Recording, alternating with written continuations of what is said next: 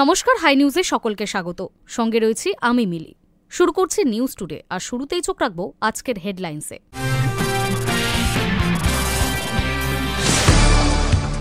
দুর্গাপুরে ডাক্তারি পড়ুয়ার গণধর্ষণ কাণ্ডে গ্রেফতার ৫। ৪৮ ঘন্টার মধ্যে গ্রেফতার সব অভিযুক্ত। গণধর্ষণ কাণ্ডে পুলিশের স্ক্যানারে নির্যাতিতা সহপাঠীর ভূমিকাও। বর্ধমান স্টেশনে হুড়োহুড়িতে পদপিষ্ট হয়ে আহত একাধিক মানুষ। স্টেশনের ৪ ও ৫ নম্বর প্ল্যাটফর্মে ওঠানামার সিঁড়িতে হুড়োহুড়ির জেরেই এই দুর্ঘটনা। বাংলায় এসআইআর শুরু নিয়ে সংসদ নির্বাচন কমিশনের কর্মী নিয়োগ সহ একাধিক জটিলতার প্রক্রিয়ায়। নভেম্বরের আগে বাংলায় এসআইআর শুরু হওয়া সম্ভব নয় বলে ধারণা কমিশন কর্তাদের একাংশের।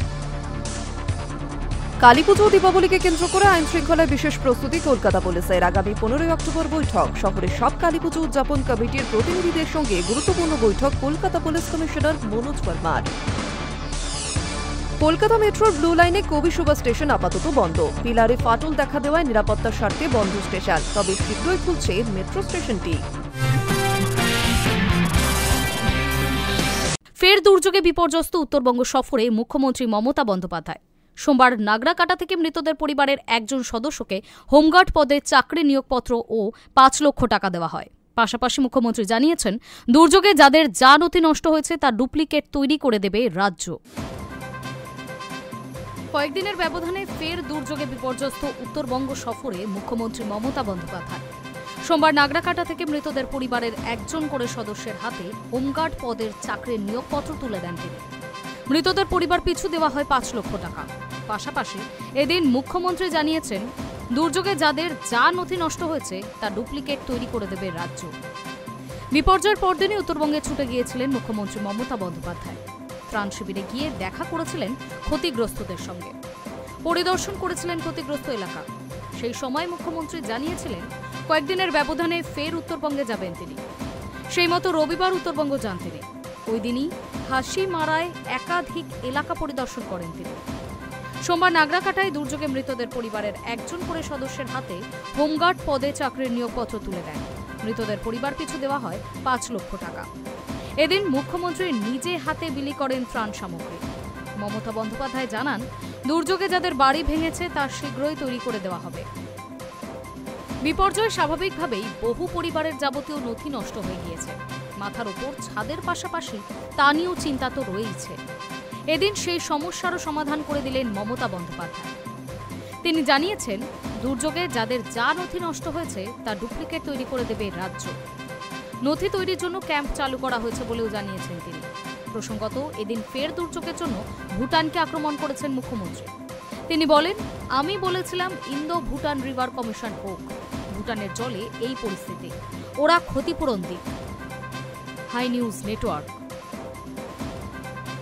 আপাতত বাংলায় এসআইআর শুরু করা নিয়ে সংশয় রয়েছে বলে নির্বাচন কমিশন সূত্রের খবর। কর্মী নিয়োগ সহ একাধিক জটিলতা রয়েছে এই প্রক্রিয়ায়। নির্বাচন কমিশন কর্তাদের একাংশের ধারণা, নভেম্বরের আগে বাংলায় এসআইআর শুরু হওয়া সম্ভব নয়। ছুটির মৌসুম শেষ হওয়ার পর বাংলায় এসআইআর শুরু হওয়ার কথা থাকলেও কর্মী নিয়োগ সহ একাধিক জটিলতায় সেই প্রক্রিয়া আপাতত শুরু করা নিয়ে সংশয় রয়েছে বলে নির্বাচন কমিশন সূত্রে খবর। নির্বাচন কমিশন কর্তাদের একাংশের ধারণা, নভেম্বরের আগে বাংলায় এসআইআর শুরু হওয়া সম্ভব নয়। এসআইআর পর্ব শুরু করার প্রথম সমস্যা, বাংলায় চলতি মাসে উৎসবের লম্বা সরকারি ছুটি। সেই সঙ্গে ইআর নিয়োগ নিয়েও নতুন জটিলতা এই প্রক্রিয়ায় বিলম্বিত হওয়ার আশঙ্কা দেখা দিয়েছে। কমিশনের সূত্রে খবর, দীপাবলি, ভাইফোঁটা, ছট পুজো এবং জগদ্ধাত্রী পুজোর জন্য আগামী 18 থেকে 28 তারিখ পর্যন্ত টানা ছুটি রাজ্য সরকারের। সরকারি অফিসে পুরো দমে কাজ শুরু হবে 29 অক্টোবর থেকে। তার ওপর 2002 থেকে 2025 সালে ভোটার তালিকা মেলানো বা ম্যাপিং এর কাজ শেষ হয়নি। এই কাজ শেষ না হলে এসআইআর শুরু করা যাবে না। তাছাড়া 80 থেকে 600টি বিএলওদের পদের সামান্য কিছু পদের নিয়োগও বাকি রয়েছে। এই বিএলওদের সবাইকে এখনো প্রশিক্ষণ দেওয়া হয়ে ওঠেনি। পাশাপাশি উত্তরবঙ্গে সাম্প্রতিক প্রাকৃতিক দুর্যোগের পর সেখানে এসআইআর প্রস্তুতির কাজ গত সপ্তাহে থমকে গিয়েছে, যে কারণে এসআইআর নিয়ে প্রস্তুতি খতিয়ে দেখতে সদ্য উপনির্বাচন কমিশনার জ্ঞানেশ ভারতী, কমিশনার তথ্য প্রযুক্তি শাখার ডিরেক্টর জেনারেল সীমা খান্না, কমিশনের সচিব এস.বি. যোশী এবং উপসচিব অভিনব আগরওয়াল বাংলায় এলেও উত্তরবঙ্গের প্রশাসনিক আধিকারিক ও বিএলওদের সঙ্গে বৈঠক করা হয়নি। অক্টোবর মাসের শেষ ভাগে এই বৈঠকটি হওয়ার কথা। এসবের পাশাপাশি নতুন সংকট দেখা দিয়েছে ইলেকট্রাল রেজিস্ট্রেশন অফিসার বা ইআরদের নিয়োগ নিয়ে ওঠা অভিযোগে চলতি মাসের প্রথম সপ্তাহে বিধি অনুযায়ী ইআরও পদে মহকুমা শাসক বা সম পদমর্যাদা সরকারি আধিকারিকদের নিয়োগ করার কথা মনে করিয়ে নবান্নকে চিঠি দিয়েছে জাতীয় নির্বাচন কমিশন, যাতে বলা হয়েছে 294টি বিধানসভা কেন্দ্রের মধ্যে 152টিতে জুনিয়র আধিকারিকদের ইআরও হিসেবে নিয়োগ করা হয়েছে, যা কমিশনের গাইডলাইন বিরোধী। বিধি যাতে মানা হয় তা নিশ্চিত করতে মুখ্য সচিব ও সিইওকে নির্দেশ দিয়েছে কমিশন। এই 152টি পদে পুনর্নিয়োগ না হলে এসআইআর প্রক্রিয়া থমকে যাওয়ার আশঙ্কা প্রবল রয়েছে। ফলে রাজ্যের সিইও দপ্তরের কর্তাদের একাংশের ধারণা দিল্লি চাইলেও এই পরিস্থিতিতে এই রাজ্যে চলতি অক্টোবর মাসে এসআইআর শুরু করা কঠিন। সেক্ষেত্রে বিজ্ঞপ্তি জারি হলেও বাংলায় ভোটার তালিকা এসআইআর শুরু হতে নভেম্বর গড়িয়ে যাবে বলে মনে করছে বিশেষজ্ঞ মহল। Hi news Network. School service কমিশনের গ্রুপ সি ও গ্রুপ ডি পদে নিয়োগ প্রক্রিয়ার উপর সময়সীমা নির্ধারণে নাক গলাল না সুপ্রিম কোর্ট। সোমবার শীর্ষ আদালত জানিয়ে দিয়েছে, এই নিয়োগ নিয়ে কোনো অতিরিক্ত মামলা আর শোনা হবে না। স্কুল সার্ভিস কমিশনের গ্রুপ সি ও গ্রুপ ডি পদে নিয়োগ প্রক্রিয়ার উপর সময়সীমা নির্ধারণে হস্তক্ষেপ করল না সুপ্রিম কোর্ট। সোমবার শীর্ষ আদালত জানিয়ে দিয়েছে, এই নিয়োগ নিয়ে কোনো অতিরিক্ত মামলা আর শোনা হবে না। যোগ্য কর্মীদের একাংশ আবেদন করেছিলেন যাতে শিক্ষক নিয়োগের মতো গ্রুপ সি ও গ্রুপ ডি পদগুলির ক্ষেত্রেও নির্দিষ্ট সময়সীমা বেঁধে দেওয়া হয়, যাতে দ্রুত নিয়োগ প্রক্রিয়া সম্পন্ন হয়। তাদের দাবি ছিল, ঢিলেমির কারণে তারা অনিশ্চয়তার মধ্যে রয়েছেন। তবে সুপ্রিম কোর্টের বিচারপতি সঞ্জয় কুমার ও বিচারপতি অলোক অপরাধের ডিভিশন বেঞ্চে সোমবার স্পষ্ট জানায়, মূল মামলার রায় ইতিমধ্যেই ঘোষণা হয়ে গিয়েছে। সেই পরিস্থিতিতে এই বিষয়ে নতুন করে আবেদন গ্রহণযোগ্য নয়। আদালত আরও বলে, আমরা ইতিমধ্যেই এসএসসির পুরো প্যানেল বাতিল করেছি, এখন আবার কেন একই বিষয় নিয়ে নতুন করে মামলা করা হচ্ছে। মামলাকারীর পক্ষের আইনজীবী জানান, শিক্ষক নিয়োগের বিজ্ঞপ্তি প্রকাশিত হলেও শিক্ষাকর্মীদের নিয়োগ বিজ্ঞপ্তিতে বিলম্ব হচ্ছে, তাই আবেদনকারীরা আদালতের নির্দেশ চেয়েছিলেন, কিন্তু শীর্ষ আদালত তাদের আর্জি খারিজ করে দেয়। আদালত বলেন, নিয়োগ বিজ্ঞপ্তি জারি হলে যদি নতুন কোনো বিষয় উঠে আসে তা নিয়ে মামলা করা যেতে পারে, তবে এই আদালত সেই শুনানি করবে না, আগে হাইকোর্টে যান। উল্লেখ্য, সুপ্রিম কোর্টের আগের নির্দেশ 2016 সালে এসএসসির সম্পূর্ণ প্যানেল বাতিল করা হয়েছে। গত এপ্রিল মাসে শিক্ষক নিয়োগ মামলা শীর্ষ আদালত নবম, দশম এবং একাদশ, দ্বাদশ শ্রেণীর শিক্ষক নিয়োগের জন্য সময়সীমা বেঁধে দেওয়া হয়েছিল। আদালত জানিয়েছিল, যারা দাগি নন তারা আপাতত স্কুলে যোগ দিতে পারবেন, তবে 31শে ডিসেম্বরের মধ্যে রাজ্য সরকারকে নতুন করে পরীক্ষা নিয়ে নিয়োগ সম্পন্ন করতে হবে। গ্রুপ সি ও ডি নিয়োগের ক্ষেত্রেও একই রকম সময়সীমা নির্ধারণের দাবি জানালেও এবার সেই আবেদন গ্রহণ করল না সুপ্রিম কোর্ট। ফলে এই পদগুলির নিয়োগ প্রক্রিয়া আপাতত আগের মতোই অনির্দিষ্ট রইল। High news network. দুর্গাপুজো সম্পন্ন হয়েছে নির্বিঘ্নে। এবার কালীপুজো ও দীপাবলিকে কেন্দ্র করে আইন শৃঙ্খলা ও শব্দদূষণ নিয়ন্ত্রণে বিশেষ প্রস্তুতি নিচ্ছে কলকাতা পুলিশ। আগামী 15ই অক্টোবর আলিপুরের ধনধান্য অডিটোরিয়ামে শহরের সব কালীপুজো উদযাপন কমিটির প্রতিনিধিদের সঙ্গে গুরুত্বপূর্ণ বৈঠক ডাকলেন কলকাতার পুলিশ কমিশনার মনোজ ভার্মা। দুর্গাপুজো সম্পন্ন হচ্ছে নির্বিঘ্নে। এবার কালীপুজো ও দীপাবলিকে কেন্দ্র করে আইন শৃঙ্খলা এবং শব্দদূষণ নিয়ন্ত্রণে বিশেষ প্রস্তুতি নিচ্ছে কলকাতা পুলিশ। আগামী 15ই অক্টোবর আলিপুরের ধনধান্য অডিটোরিয়ামে শহরের সব কালীপুজো উদযাপন কমিটির প্রতিনিধিদের সঙ্গে গুরুত্বপূর্ণ বৈঠক ডাকলেন কলকাতার পুলিশ কমিশনার মনোজ ভার্মা। চলতি মাসের 20 তারিখে কালীপুজো, তাই তার 5 দিন আগেই এই বৈঠক হচ্ছে। পুলিশ সূত্রে জানা গিয়েছে, এই বৈঠকের মূল উদ্দেশ্য উৎসবের দিনগুলিতে শহরে শব্দবাজি রুখতে কঠোর পদক্ষেপ। কলকাতা হাইকোর্টের নির্দেশ মেনে মাইক বাজানোর সময়সীমা নিয়ন্ত্রণ, দূষণ রোধ এবং প্রতিমা বিসর্জন সংক্রান্ত নিয়মাবলী প্রসঙ্গে পুজো কমিটিগুলিকে অবগত করা। কলকাতা হাইকোর্ট ইতিমধ্যেই দীপাবলির রাতে শব্দদূষণ রোধে 90 ডেসিমেল সীমা বেঁধে দিয়েছে। সেই নির্দেশের বাস্তবায়ন নিয়েই আলোচনা হবে বৈঠকে। বৈঠকে কলকাতার নামী কালীপুজো উদযাপন কমিটিগুলির 2 জন করে প্রতিনিধি উপস্থিত থাকবেন। পাশাপাশি কলকাতা পুরসভা, সিইএসসি, দমকল দপ্তর এবং রাজ্য দূষণ নিয়ন্ত্রণ পর্ষদের আধিকারিকরাও বৈঠকে অংশ নেবেন। বিকেল 4টে থেকে শুরু হবে এই গুরুত্বপূর্ণ বৈঠক। কলকাতা পুলিশের এক শীর্ষ আধিকারিক বলেছেন, কালীপুজো ও দীপাবলির সময় শহরে সবচেয়ে বেশি শব্দবাজি ফাটানো হয়। অনেক ক্ষেত্রে নিষিদ্ধ শব্দবাজি ব্যবহার করা হয়। এই বছর তা একেবারেই সহ্য করা হবে না। তিনি আরও জানান, এবার পুলিশের নজরদারি থাকবে আরও কড়া।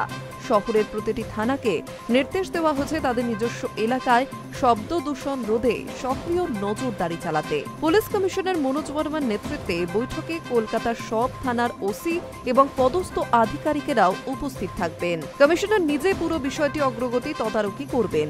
উৎসবের দিনগুলিতে অতিরিক্ত পুলিশ মোতায়েন, মোবাইল প্যাট্রোল ভ্যান এবং ড্রোনের মাধ্যমে নজরদারি বাড়ানো হবে বলেও সূত্রের খবর। কলকাতা পুলিশের তরফে জানানো হচ্ছে, শব্দবাজি রুখতে এবারের অভিযান হবে সম্পূর্ণ জিরো টলারেন্স নীতিতে। এবারের কালীপুজো ও দীপাবলিতে তাই শহরে থাকবে পুলিশের কড়া নজর। উৎসবের আনন্দে যেন না পড়ে শব্দ দূষণ ও বিশৃঙ্খলার ছায়া, সেই লক্ষ্যই প্রস্তুতি কলকাতা পুলিশের। High news network. কলকাতা মেট্রোর ব্লু লাইনে কবি সুভাষ স্টেশন আপাতত বন্ধ। তার পিলারে ফাটল দেখা দেওয়ায় নিরাপত্তার স্বার্থে গত জুলাই মাস থেকে মেরামতির কাজ চলছে দ্রুত গতির সঙ্গে। তবে দীর্ঘদিন ধরে যাত্রীদের মনে একটাই প্রশ্ন, আবার কবে চালু হবে এটি? এবার এই প্রশ্নের জবাব মিলল খোদ মেট্রো কর্তার কাছেই।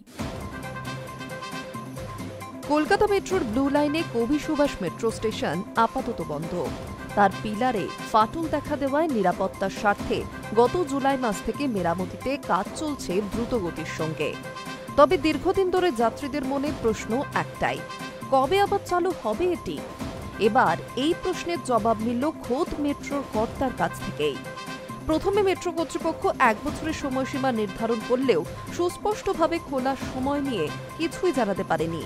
কিন্তু দুর্গাপুজো পেরোতেই মেট্রো রেলওয়ে জানিয়ে দিল, আগামী 6 থেকে 7 মাসের মধ্যেই তৈরি হয়ে যাবে নতুন কবি সুভাষ মেট্রো স্টেশন।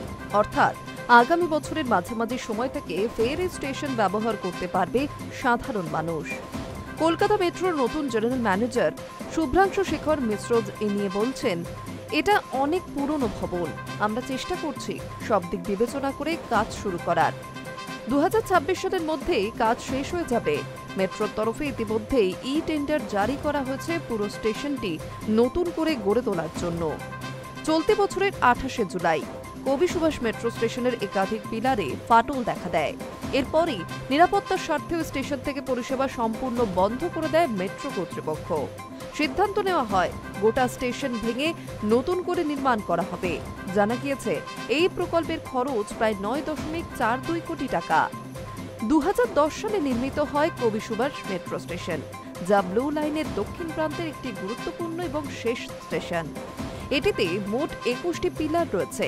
এর মধ্যে 4টিতে বড় ধরনের ফাটলও ধরা পড়ে।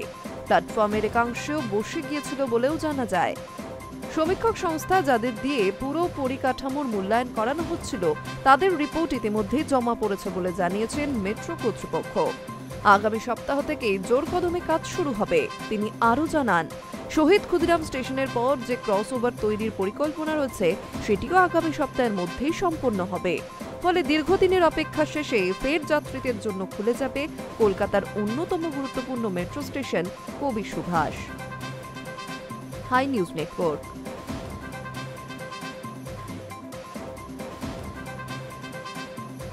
উত্তরবঙ্গে লাগাতার জনতার ক্ষোভের মুখে বিজেপি। সপ্তাহের প্রথম দিনই এবার উত্তপ্ত কোচবিহার। সোমবার তুফানগঞ্জে বিজেপির থানা ঘেরাও কর্মসূচি ঘিরে প্রবল উত্তেজনার পরিবেশ তৈরি হয়। পুলিশের সামনেই বিজেপি কর্মী ও সমর্থকদের মারধরের অভিযোগ উঠেছে তৃণমূলের বিরুদ্ধে। উত্তরবঙ্গে লাগাতার জনতার ক্ষোভের মুখে বিজেপি। সপ্তাহের প্রথম দিনে এবার উত্তপ্ত কোচবিহার। সোমবার তুফানগঞ্জে বিজেপির থানা ঘেরাওয়ে কর্মসূচি ঘিরে প্রবল উত্তেজনার পরিবেশ তৈরি হয়। পুলিশের সামনে বিজেপি কর্মী এবং সমর্থকদের মারধরের অভিযোগ উঠেছে তৃণমূলের বিরুদ্ধে। তুফানগঞ্জের বিজেপি বিধায়ক মালতী রাভা রায়কে ঘিরে বিক্ষোভ দেখানোর অভিযোগ উঠেছে তৃণমূলের বিরুদ্ধে। জানা গিয়েছে, সোমবার দুর্গাপুরের গণধর্ষণের ঘটনা নিয়ে তুফানগঞ্জে থানা ঘেরাও ও কর্মসূচির ডাক দেয় বিজেপি। সেই কর্মসূচিতে যোগ দিতে বিজেপি পার্টি অফিসে উপস্থিত হন বিজেপির নেতৃত্ব এবং তুফানগঞ্জের বিধানসভা কেন্দ্রের বিজেপি বিধায়ক মালতী রাভা রায়। বিজেপি কার্যালয়ের সামনে কোচবিহারের বিজেপি বিধায়ক মালতী রাভা রায়কে ঘিরে গো ব্যাক স্লোগান দেয় তৃণমূল। এই ঘটনায় উত্তেজনা তৈরি হয় তুফানগঞ্জ শহরের বিজেপি পার্টি অফিসের সামনে। বিজেপির দাবি, তাদের কর্মী এবং সমর্থকদের ব্যাপক মারধর করেছে তৃণমূল। বিজেপির দাবি, পুলিশের উপস্থিতিতেই দলের নেতা নিখিল ডাকুয়া সহ অন্যান্যদের রাস্তায় ফেলে মারধর করে তৃণমূল কংগ্রেস কর্মী সমর্থকেরা। দুই পক্ষের মধ্যে হাতাহাতিও শুরু হয়। এই ঘটনায় তুফানগঞ্জের প্রধান রাস্তা আটকে যায় বলে জানা গিয়েছে। পুলিশ গিয়ে পরিস্থিতি নিয়ন্ত্রণে আনে। প্রসঙ্গত, রবিবার 5ই অক্টোবর ভয়াবহ পরিস্থিতির সাক্ষী থেকেছে উত্তরবঙ্গ। দুর্যোগ কবলিত নাগরাকাটা পরিদর্শনে যান মালদার উত্তরের বিজেপি সাংসদ খগেন মুর্মু এবং শিলিগুড়ির বিজেপি বিধায়ক শঙ্কর ঘোষ। কিন্তু বামনডাঙ্গায় ঢোকার সময় হঠাৎ করেই তাদের লক্ষ্য করে হামলা চালায় দুষ্কৃতীরা।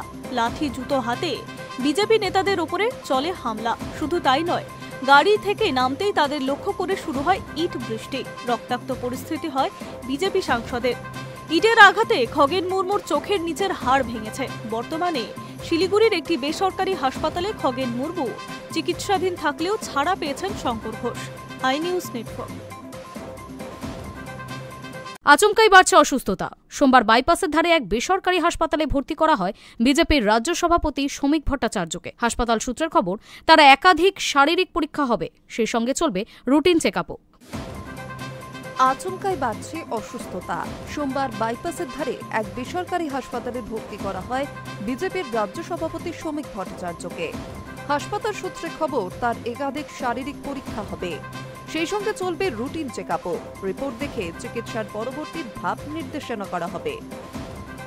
কিন্তু কি এমন হলো যাতে তড়িঘড়ি হাসপাতালে ভর্তি হলেন শ্রমিক? জানা যাচ্ছে, বেশ কয়েকদিন ধরে জ্বরে ভুগছিলেন বছর 62-র শ্রমিক ভট্টাচার্য। ওষুধ খেয়েও তা কমছে না। অসুস্থ শরীর নিয়ে দলীয় কর্মসূচি চালিয়ে যাচ্ছিলেন তিনি। কিন্তু সোমবার সকালে বেশি অসুস্থ বোধ করেন তিনি। দুর্বলতা বাড়ে, ফলে আর বাড়িতে চিকিৎসার ঝুঁকি না নিয়ে তাকে হাসপাতালে ভর্তি করানো হয়। চিকিৎসায় শ্রমিকবাবুর শারীরিক পরিস্থিতি নিয়ে এখনই মুখ খুলতে চাননি চিকিৎসকেরা। তবে জানিয়েছেন, সমস্ত পরীক্ষা করা হবে। আপাতত তাকে চিকিৎসকদের পর্যবেক্ষণেই রাখা হবে। রাজ্য সভাপতির দায়িত্ব পাওয়ার পর থেকে কাজ বেড়েছে শ্রমিক ভট্টাচার্যের। 26-এর বিধানসভা নির্বাচনকে পাখির চোখ করে সংগঠনের সমস্ত স্তর নতুন করে সাজিয়ে নিচ্ছেন তিনি। তৈরি করছেন নতুন নতুন কমিটি। তার জন্য প্রায়শই রাজ্যের বিভিন্ন প্রান্তে ছোটাছুটি করতে হয়। এছাড়া সম্প্রতি উত্তরবঙ্গে ভয়াবহ বন্যার পর সেখানকার বাসিন্দাদের পাশে ছুটে গিয়েছিলেন শ্রমিকবাবু। তারপর থেকে জ্বর নিয়েই সমস্ত কাজকর্ম করছিলেন তিনি। কিন্তু সোমবার বেশ দুর্বলতা অনুভব করেন, ফলে হাসপাতালে ভর্তি করানো হয় শ্রমিক ভট্টাচার্যকে। আগামী কয়েকদিন সেখানেই চিকিৎসা চলবে তার। High news network. Coldrif cough syrup কাণ্ডে নয়া মোড়। 22 শিশুর মৃত্যুর ঘটনায় অর্থ পাচার প্রতিরোধ আইন অনুযায়ী তদন্তে নেমেছে ইডি। সোমবার দক্ষিণ ভারতের বিভিন্ন জায়গায় তল্লাশি চালানো হয়, যার মধ্যে রয়েছে তামিলনাড়ুর সিনিয়র ড্রাগ কন্ট্রোল অফিসারদের বাড়ি ও কোল্ড্রিফ সিরাপ প্রস্তুতকারী সংস্থার অফিসও। কোল্ড্রিফ কাপ সিরাপ কাণ্ডে নয়া মোড়। 22 জন শিশুর মৃত্যুর ঘটনায় অর্থ পাচার প্রতিরোধ আইন অনুযায়ী তদন্ত নেমেছে ইডি। সোমবার দক্ষিণ ভারতের বিভিন্ন জায়গায় তল্লাশি চালানো হয়, যার মধ্যে রয়েছে তামিলনাড়ু সিনিয়র ড্রাগ কন্ট্রোল অফিসারদের বাড়ি এবং কোল্ড্রিফ সিরাপ প্রস্তুতকারী সংস্থা স্টেশন ফার্মার অফিসও। ইডি সূত্রে জানা গিয়েছে, এই অভিযানের মূল লক্ষ্য ছিল কোম্পানির আর্থিক লেনদেন ও সম্ভাব্য দুর্নীতির নথি উদ্ধার করা। কেন্দ্রীয় তদন্তকারী সংস্থা জানিয়েছে, কোল্ড্রিফ সিরাপ তৈরি করা হচ্ছে চেন্নাই ভিত্তিক স্টেশন ফার্মাকিউটিক্যালসের কারখানায়, যার মালিক 73 বছর বয়সী জি রঙ্গনাথনকে ইতিমধ্যেই গ্রেফতার করা হয়েছে। গত কয়েক সপ্তাহে মধ্যপ্রদেশে সিরাপ খেয়ে অন্তত 22টি শিশুর মৃত্যু হচ্ছে। অধিকাংশ হালকা কাশি বা জ্বরের চিকিৎসায় এই ওষুধ খেয়েছিল। পরে দেখা যায় সিরাপে ছিল প্রাণঘাতী রাসায়নিক ডাইইথিলিন গ্লাইকল, যা মূলত অ্যান্টিফ্রিজ তৈরিতে ব্যবহৃত হয়। এই রাসায়নিকই শিশুদের কিডনি বিকল করে দেয় এবং পরে মৃত্যু হয়। কেন্দ্রীয় ওষুধ মান নিয়ন্ত্রণ সংস্থার তদন্তে জানতে পেরেছে, স্টেশন ফার্মা এবং তামিলনাড়ু ফুড অ্যান্ড ড্রাগ অ্যাডমিনিস্ট্রেশনের মধ্যে একাধিক গাফিলতি ও অনিয়ম ছিল। 2011 সালে লাইসেন্স পাওয়ার পর থেকেই সংস্থাটির কারখানায় পরিকাঠামো ও মান নিয়ন্ত্রণের চরম অভাব ছিল, কিন্তু তবুও নিয়মিত উৎপাদন চলত কোনো বাধা ছাড়াই। এই ঘটনায় দেশজুড়ে তীব্র ক্ষোভ ছড়িয়েছে। একাধিক রাজ্য ইতিমধ্যে এই সিরাপটি নিষিদ্ধও করেছে। কিভাবে একটি নিকৃষ্ট মানের ওষুধ বাজারে এলো বা কে বা কারা এর জন্য দায়ী, সেটাই এখন তদন্তের মূল বিষয়বস্তু। High news network. দিল্লি টেস্টের দ্বিতীয় দিন অধিনায়ক শুভমান গিলের সঙ্গে ভুল বোঝাবুঝিতে রান আউট যশস্বী জয়সওয়ালের। রান আউটের ভিডিও সোশ্যাল মিডিয়ায় ভাইরাল হতেই নেটিজেনদের একাংশ বলে বসেন গিল নাকি যশস্বীকে হিংসা করে। এবার এই প্রসঙ্গে ইঙ্গিতবাহী মন্তব্য করেছেন প্রাক্তন ক্রিকেটার আকাশ চোপড়া। দিল্লি টেস্টের দ্বিতীয় দিন অধিনায়ক শুভমান গিলের সঙ্গে ভুল বোঝাবুঝিতে রান আউট যশস্বী জয়সওয়াল। ডাবল সেঞ্চুরি থেকে 25 রান দূরে থামে ভারতীয় ওপেনারের ইনিংস। এভাবে আউট হয়ে গিয়ে রেগে গিয়েছিলেন যশস্বী। নন স্ট্রাইকার এন্ডে অধিনায়ক শুভমান গিলকেও কিছু একটা বলে বসেন তিনি। ডাবল সেঞ্চুরি হাতছাড়া করে ক্ষোভ ধরে রাখতে পারেননি তিনি। রান আউটের ভিডিও সোশ্যাল মিডিয়ায় ভাইরাল হতেই নেটিজেনদের একাংশ বলে বসেন গিল নাকি যশস্বীকে হিংসা করেন। এবার এই প্রসঙ্গে ইঙ্গিতবাহী মন্তব্য করেছেন প্রাক্তন ক্রিকেটার আকাশ চোপড়া। দিল্লির অরুণ জেটলি স্টেডিয়ামে প্রথম দিনের শেষে ভারতের রান ছিল 2 উইকেটে হারিয়ে 318 রান। যশস্বী অপরাজিত ছিলেন 173 রানে। প্রথম দিনে দুরন্ত সেঞ্চুরিতে অনেক রেকর্ড ভেঙেছিলেন। দ্বিতীয় দিনে তিনি ডাবল সেঞ্চুরি করে ফেলবেন সেরকম আশা করেছিলেন অনেকে। যশস্বীকে দেখে খুব একটা অস্বস্তিতেও মনে হয়নি, কিন্তু শেষ পর্যন্ত যে রান আউট ঘাতক হয়ে দেখা দেবে তা কে জানত। নিজের ইউটিউব চ্যানেলে আকাশ চোপড়া বলেছেন, অনেকেই বলছেন যখন নীতিশ রেড্ডি ব্যাট করছিল ঠিকঠাক রান নিচ্ছিল গিল, কিন্তু যশস্বীর ক্ষেত্রে সেটা করেনি। এটা নাকি যশস্বীর প্রতি হিংসা থেকে করছে গিল। কিন্তু কেন এমন বলা হচ্ছে? রোহিত শর্মা, বিরাট কোহলিকে নিয়ে তো একটা সময় এমন গুঞ্জন ছড়িয়েছিল, অথচ দেখুন ওরা যখন চ্যাম্পিয়ন্স ট্রফি জেতে তখন একসঙ্গে ডান্ডিয়া খেলেছিল। টি20 বিশ্বকাপ জেতার পর একে অপরকে জড়িয়ে ধরেছিল, ওদের চোখে জল ছিল। উল্লেখ্য 175 রানের মাথায় মিড অফে বল পাঠিয়ে রানের জন্য দৌড়ান যশস্বী। উল্টো দিকে থাকা গিল কিছুটা এগিয়ে থমকে যান, যদিও সেখান থেকে আদেও রান হওয়া কার্যত অসম্ভব ছিল। তেগনারিন চন্দ্রপালের হাতে যশস্বী সেটা না দেখেই দৌড় দেন, তেমনি শুভমানও তাকে থামাননি। ফলে মাঝপথ থেকে ফিরে যাওয়ার চেষ্টা করেন যশস্বী, কিন্তু সেটা যথেষ্ট ছিল না। তিনি ক্রিজে পৌঁছানোর অনেক আগেই উইকেট ভেঙে দেন তেভিন ইমলাচ। আকাশ চোপড়ার সংযোজন রোহিত বিরাটের সম্পর্ক নিয়ে যেমন গুঞ্জন ছড়িয়েছিল, তেমনি এখন গিল যশস্বীকে নিয়েও চলছে। ওরা বন্ধু, একই দলে খেলে, দিনের শেষে ড্রেসিং রুমে ফিরে গল্প গুজব করে। এমন হতেই পারে। যশস্বীকে যখন রান আউট নিয়ে জিজ্ঞাসা করা হয়েছিল, বলেছিল এটা খেলারই অঙ্গ। বাঁহাতি ওপেনার বলেছিলেন এটা খেলারই অঙ্গ, এমনটা হতেই পারে। সুতরাং বোঝাই যাচ্ছে গিল যশস্বীর সম্পর্কে কোনো রকম চিড় ধরেনি। Hi news Network. ঘরোয়া মরশুম শুরুর আগে দুঃসংবাদ অভিজ্ঞ পেসারের জন্য। জাতীয় দলে ব্রাত্য বাদ পড়তে পারেন আইপিএল থেকেও। শামির কেরিয়ার নিয়ে উঠছে একাধিক প্রশ্ন। সময়টা একেবারেই ভালো যাচ্ছে না মোহাম্মদ শামির। জাতীয় দল থেকে বাদ পড়েছেন তিনি। ফিরে আসার লড়াইয়ে ঘরোয়া ক্রিকেট খেলেছেন বটে, কিন্তু সেখানেও তেমন একটা সাফল্য পাননি। আসন্ন মরশুমে বাংলার হয়ে রঞ্জি খেলবেন। তার আগে শামির জন্য আরও দুঃসংবাদ। জানা গিয়েছে তিনি এবার বাদ পড়তে চলেছেন আইপিএল থেকে। সেই কারণেই প্রশ্ন উঠছে, শামির ক্যারিয়ার কি শেষ? আইপিএলের আগের মরশুম ভালো কাটেনি সানরাইজার্স হায়দ্রাবাদের। দলে Ishan Kishan, Mohammad Shami, Adam Zampa, Travis Head, Henry ক্লাসেনের মতো নামি দামি ক্রিকেটাররা ছিলেন। তা সত্ত্বেও পয়েন্ট টেবিলে 6ষ্ঠ স্থানে শেষ করেছিল অরেঞ্জ আর্মি। দক্ষিণী দলটির পাখির চোখ এবারের আইপিএলে ভালো কিছু করা। সেই কারণে এখন থেকেই মরিয়া তারা। শামির মতো অভিজ্ঞ বোলারের কাছে প্রত্যাশা মতো পারফরমেন্স না পাওয়ায় এবার তাকে বাদ দিতে পারে হায়দ্রাবাদ, এমনটাই সূত্রের খবর। গত মরশুমে 10 কোটি টাকায় শামিকে কিনেছিল সানরাইজার্স, কিন্তু একেবারেই বেমানান ছিলেন 35 বছর বয়সী এই পেসার। 9 ম্যাচে পেয়েছিলেন মাত্র 6টি উইকেট। ইকোনমির রেট 11.23। সূত্রের খবর, এহসান মালিঙ্গা এবং সিমরনজিৎ সিংয়ের মতো তরুণ তুর্কিদের উপর ভরসা রাখতে চাইছে হায়দ্রাবাদ। অস্ট্রেলিয়া সফরের দলে সুযোগ পাননি, ভবিষ্যতেও সুযোগ পাবেন এমন কোনো ভরসা নেই। বরং বোর্ডের খবর অনুযায়ী জাতীয় দলে ফেরার রাস্তা ক্রমশ ক্ষীণ হয়ে যাচ্ছে বাংলার পেসারের জন্য। এর মধ্যে আইপিএল থেকে বাদ পড়লে তার কেরিয়ার নিয়েই প্রশ্নচিহ্ন উঠে যাবে বলে ধারণা ক্রিকেট মহলের।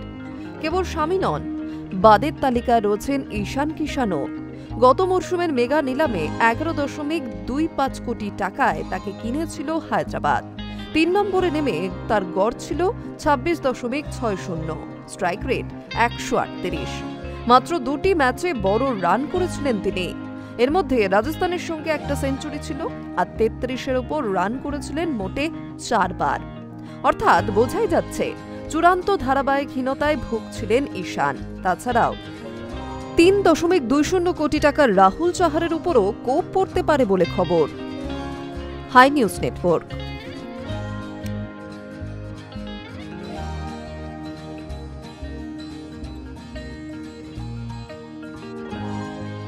নিউজ টুডে এখনকার মতো এই পর্যন্তই। নজর রাখুন হাই নিউজে, নির্ভীক, নিরপেক্ষ।